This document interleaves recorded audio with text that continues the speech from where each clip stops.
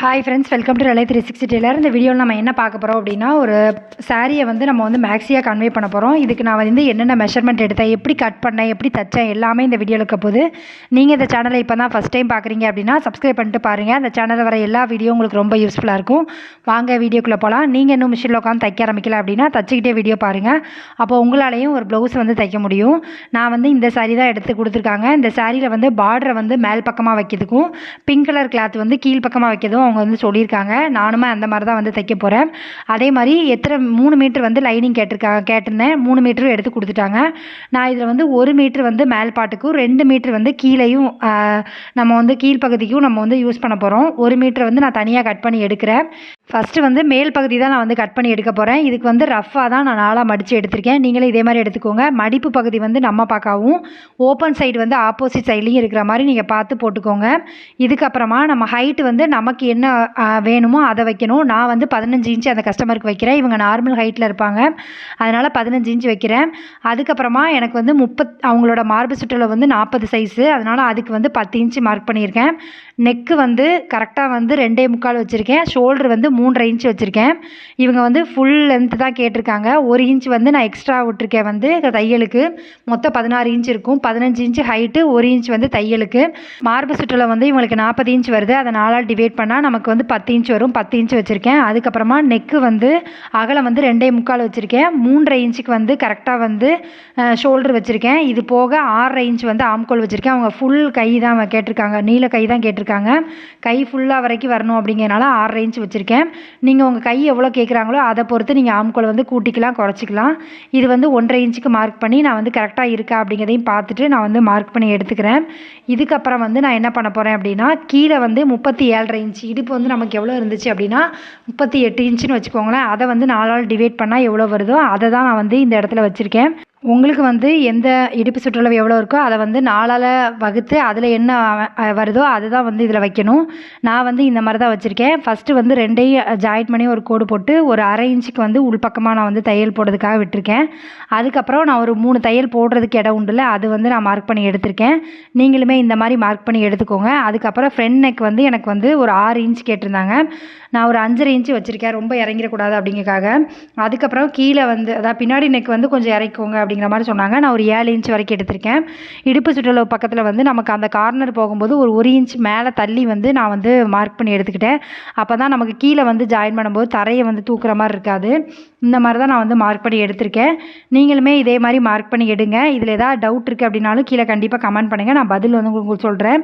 இதிலே வந்து பிரின்சஸ் கட்னாலும் நம்ம வந்து தைக்கலாம். அவங்க அளவு வச்சு நான் வந்து கரெக்டாக இருக்கா அப்படிங்கிறத வெட்டுறதுக்கு மட்டும் பார்த்துக்கிட்டேன்.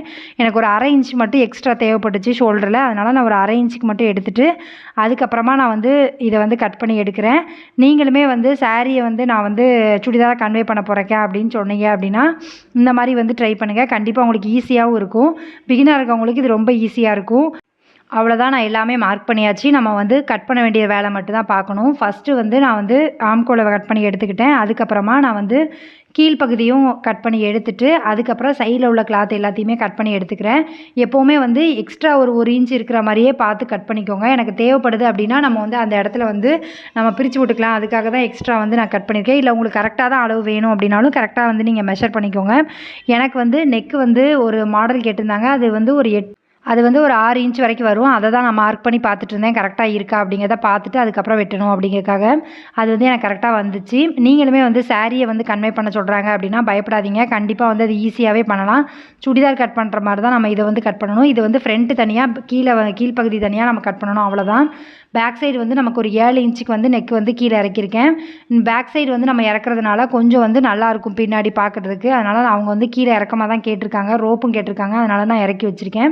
உங்களுக்கு வந்து எவ்வளோ கேட்குறாங்க அப்படிங்கிறத பார்த்துட்டு அதுக்கு தக்கன வந்து பேக் சைடு வந்து நீங்கள் எடுத்துக்கோங்க. இப்போ வந்து நான் ஃப்ரண்ட் நெக்கையும் வெட்டியாச்சு. இப்போ வந்து லைனிங் நம்ம வெட்டிட்டோம். இதை வந்து மெயின் பீஸ்க்கு மாற்றணும். மெயின் பீஸ் கட் பண்ணும்போதுமே நமக்கு என்ன அப்படின்னா மெயின் பீஸில் வந்து நம்ம இதே மாதிரி தான் கட் பண்ண போகிறோம். இதில் வந்து இந்த பார்டர் பகுதி இருக்குல்ல, இது வந்து சாரியோட பார்டர், அதாவது முந்தானை.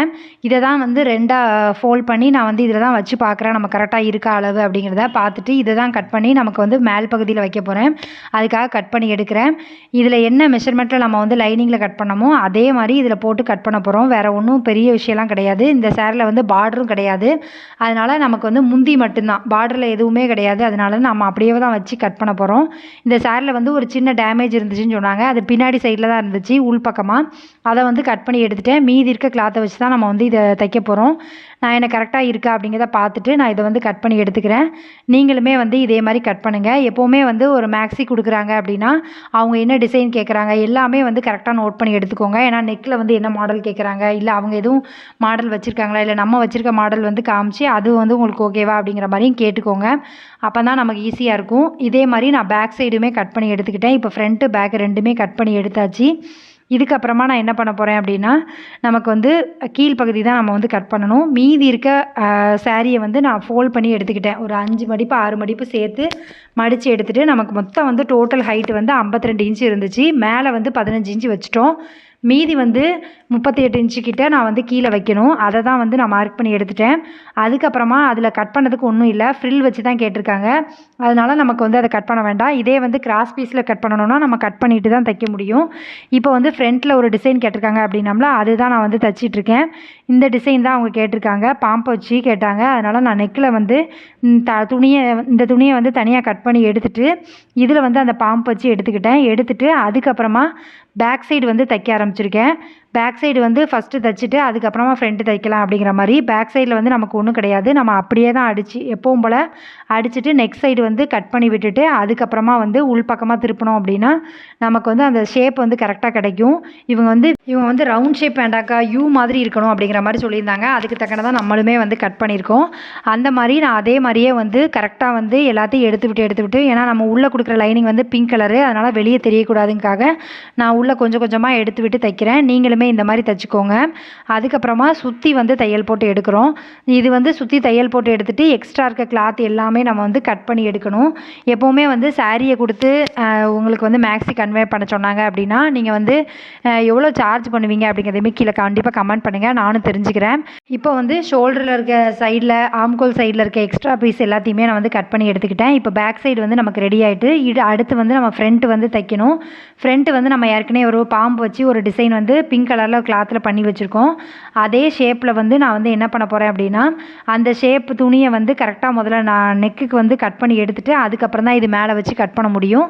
நான் ஃபஸ்ட்டு வந்து அந்த பீஸை வந்து ரெடி பண்ணி தான் வச்சுருக்கேன். இதுக்கப்புறம் தான் நான் நெக்கை வச்சு கட் பண்ண போகிறேன். நீங்கள் அதை பார்த்துட்டு உங்களுக்கு எவ்வளோ சைஸ் தேவை அப்படிங்கிறத பார்த்துட்டு கரெக்டாக இருக்கான்னு பார்த்துட்டு தான் கட் பண்ணணும். கவனமாக கட் பண்ணுங்கள், ஏன்னா கட் பண்ணதுக்கப்புறம் நம்ம ஒன்றும் பண்ண முடியாது. அதை வந்து கட் பண்ணி எடுக்கிறேன்.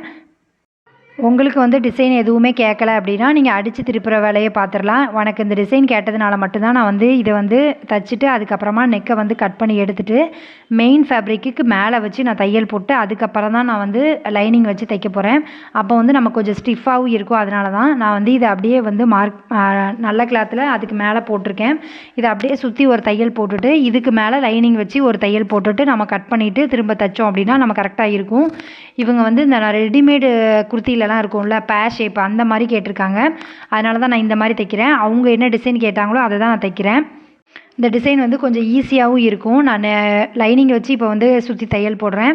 இதுக்கப்புறமா நீங்கள் வந்து என்ன பண்ணணும் அப்படின்னா அந்த இடத்துல வந்து நெக்கு சைட்லலாம் வந்து கொஞ்சம் கட் பண்ணி விட்டோம் அப்படின்னா அந்த இடம் வந்து கரெக்டாக மடங்கி கொடுக்கும். அப்போ வந்து நமக்கு அந்த ஷேப் வந்து கரெக்டாக கிடைக்கும். நான் இதே மாதிரி தான் வந்து ஃபுல்லாக வந்து ஒரு தையல் போட்டு எடுத்துகிட்டு அதுக்கப்புறமா அது வந்து நம்ம சைப்பில் தான் கேட்டிருக்காங்க. அதை மட்டும் நான் வந்து கனெக்ட் பண்ணிவிட்டு நான் வந்து அதில் தையல் போட போகிறேன். நீங்களுமே வந்து இந்த டிசைன் வந்து ட்ரை பண்ணியிருக்கீங்களா அப்படிங்கிறதுமே கீழே கமெண்ட் பண்ணுங்கள். இந்த மாதிரி புதுசாக ஏதாவது டிசைன் ட்ரை பண்ணும்போது பயப்படாதீங்க. சின்ன சின்ன மிஸ்டேக் வந்துச்சு அப்படின்னா நம்ம அதுலேருந்து கற்றுக்கலாம். அதனால் பயப்படாமல் தைங்க. இதுக்கப்புறமா உள்பக்கம் வந்து நான் ஒரு லேஸ் வாங்கி வைக்கணும்னு இருக்கேன். அந்த லேஸ் வந்து இப்போ வாங்கலை, அதனால் இதில் நான் வைக்கல. வச்சுட்டுமே அந்த பிக்சரை கண்டிப்பாக உங்களுக்கு வந்து அட்டாச் பண்ணுறேன். இதில் வந்து கரெக்டாக வந்து நான் சுற்றி தையல் போட்டு எடுத்துகிட்டு அதுக்கப்புறமா தான் நான் அதுக்கப்புறம் வந்து சைடில் இருக்க கிளாத் எல்லாத்தையுமே வந்து நான் கட் பண்ணி எடுக்கிறேன். நீங்களுமே இதே மாதிரி எடுத்துக்கோங்க. இப்போ வந்து நமக்கு ஃப்ரண்ட்டும் பேக்கும் ரெடி ஆகிட்டு அப்படின்னா கீழ் பகுதியில் வந்து நமக்கு சுருக்கு வைக்கிற வேலை மட்டும்தான் இருக்கும். நான் வந்து சுற்றி தையல் போட்டுட்டு சைடில் இருக்க எல்லா எக்ஸ்ட்ரா கிளாத்தையுமே நான் வந்து கட் பண்ணி எடுக்கிறேன். நீங்களுமே இந்த மாதிரி எடுத்துக்கோங்க. இதுக்கப்புறமா நான் அந்த நெக்குக்கு வந்து நான் வந்து பேட் டிசைனில் வந்து நான் பண்ணணும்.